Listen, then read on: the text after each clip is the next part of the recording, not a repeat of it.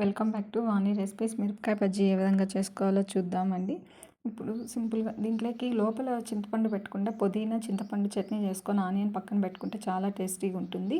చలికాలంలో మనకు అప్పుడప్పుడు ఇలా చేసుకొని తినాలనిపిస్తుంది కదా, ఇంట్లో ఏం లేనప్పుడు, నోరు బాగాలేనప్పుడు. ఇప్పుడు చూడండి, ముందుగా ఒక బౌల్ తీసుకొని నేను అందులో 2 కప్స్ శనగపిండిని యాడ్ చేస్తున్నాను. అందులో చిటికెడంత సాల్ట్, అదేవిధంగా కొంచెం ఒక చిన్న టేబుల్ స్పూన్ అంత కారం, కొంచెంగా చాలా తక్కువగా దోసల సోడాని యాడ్ చేశానండి. దోసల సోడా నార్మల్గా అయితే ఆయిల్ పీలుస్తుంది, బట్ ఇక్కడ తక్కువగా యాడ్ చేశాను. ఎందుకంటే కొంచెం మెత్తగా రావడానికి, లేదంటే గట్టిగా వస్తాయి కాబట్టి. ఫస్ట్ అయితే ఇట్లా ఉండలు లేకోకుండా పిండిని కలిపి పెట్టేసుకోవాలి. తర్వాత మనకు కావాల్సినన్ని వాటర్ని యాడ్ చేస్తూ ఉండలు లేకోకుండా బాగా సూతిగా దాన్ని కలుపుకోవాలన్నమాట. దగ్గరకు వచ్చే విధంగా కలుపుకున్న తర్వాత ఇప్పుడు అది కాసేపు అలా నానేంతవరకు పక్కన పెట్టేసేసి, ఇప్పుడు మిర్చిని చూడండి, ఇక్కడైతే నేను చింతపండు పెట్టట్లేదండి మిర్చికి. ఎందుకంటే నేను పుదీనా చింతపండు చట్నీ చేశాను, అది మన ఛానల్లో ఉంది, కావాలంటే చూడండి. ఇదైతే ఇక్కడ చూస్తే కనుక మీరు ఇలా డబుల్గా కట్ చేసుకోండి, లేదంటే మధ్యలో ఒక ఘాటు పెట్టుకొని అందులో విత్తనాలు అన్నీ తీసేయండి. విత్తనాలు ఉంటే ఖచ్చితంగా కారం ఉంటుందండి, కాబట్టి విత్తనాలు తీసేసేయండి. లేదంటే ఇలా 2గా కాకోకుండా మధ్యకి మాత్రమే కట్ చేసి విత్తనాలు అలానే మీరు చాక్తో పక్కకు తీసేసేసుకోండి.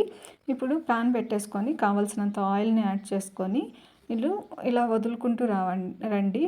మీకు ఎన్ని పడతాయో పెనుములో ఒక్కొక్కసారికి 4, 5 అలా ఇంకా దాంట్లో డిప్ చేసేసుకొని ఫుల్గా శనగపిండిలో ఇలా వదులుకుంటూ రండి. వదులుకున్నప్పుడు మాత్రము 70%, 60% ఫ్లేమ్లో పెట్టుకోండి. మొత్తం అన్ని దాంట్లోకి వదిలేసిన తర్వాత కొంచెం హై ఫ్లేమ్లో పెట్టేసుకొని అప్పుడు ఫ్రై చేస్తూ రండి వాటిని. లేదంటే లోపల పిండి పిండిగానే ఉంటుందండి, కాలదు. అందుకోసమని ఫస్ట్ మీడియం ఫ్లేమ్లో నుంచి 70% ఫ్లేమ్లో నుంచి మళ్ళీ 100% ఫ్లేమ్ పెట్టుకొని 2 సైడ్స్ని బాగా అటు సైడు ఇటు సైడు కాల్చుకోండి. అప్పుడే శనగపిండి కాలుతుందండి, మిరపకాయ కూడా కాలుతుంది, లేదంటే పచ్చి పచ్చిగానే ఉంటుంది.